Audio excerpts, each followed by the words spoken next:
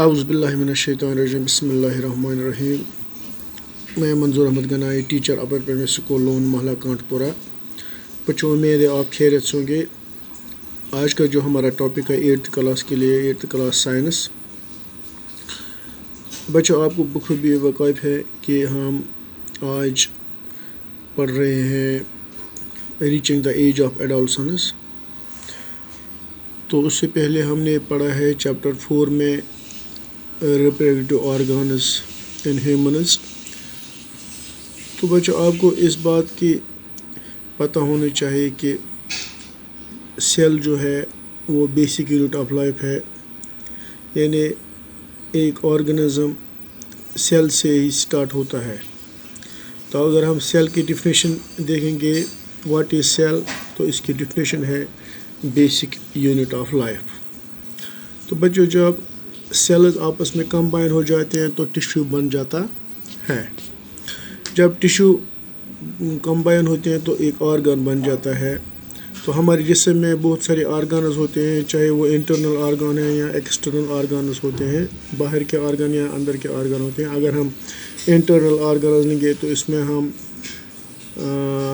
Kidney لیں گے, heart لیں گے, انٹسٹائنز لیں گے, بہت سارے جو ہمارے اندر کے آرگانز ہوتے ہیں. یہی آرگانز جب آپس میں ملتے ہیں تو ایک آرگن سسٹم بناتے ہیں.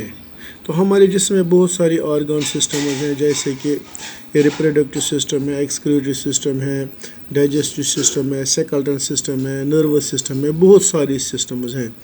تو یہ جو سسٹمز ہیں جب یہ کمبائن ہو جاتے ہیں تو ایک آرگنزم بن جاتا ہے.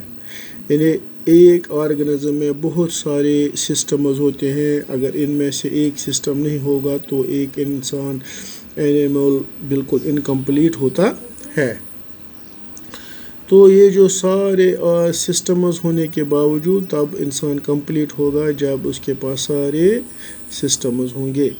تو انہی سسٹمز میں سے ایک سسٹم ہے جو ریپروڈکٹیو سسٹم, جس سے ہم ریپروڈکٹیو سسٹم کہتے ہیں, جو ہم نے پہلے ہی چیپٹر 4 میں پڑھا ہے.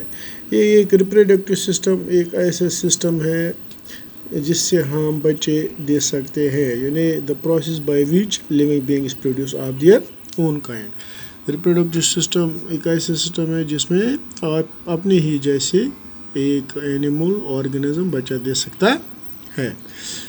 تو یہ تب ممکن ہے جو کہ ہم پڑھتے ہیں adolescence, reaching the age of adolescence. تب جب انسان بالغ ہو جاتا ہے تب ہی انسان اس کے قابل بن جاتا ہے. تو میں نے آپ کو اس سے پہلے بھی پڑھایا ہے, جب پیبرٹی یا انسان یا ایڈولسنس بن جاتا ہے, بالغ ہو جاتا ہے, تب اس کی شادی ہو جاتی ہے تو وہ بچے کے دینے کے قابل ہو جاتا ہے. تو اگر ہم اس ریپروڈکٹیو سسٹم میں آرگانز کی بات کریں گے, اس میں کون کون سا آرگان آتا ہے. مثال کے طور پر اگر ہم میل آرگانز پہ نظر ڈالیں گے یا فیمیل آرگانز پہ نظر, اگر میل آرگانز پہ ہم نظر ڈالیں گے تو پینس آتا ہے, ٹیسٹیز آتا ہے, سیکروٹم آتا ہے وغیرہ.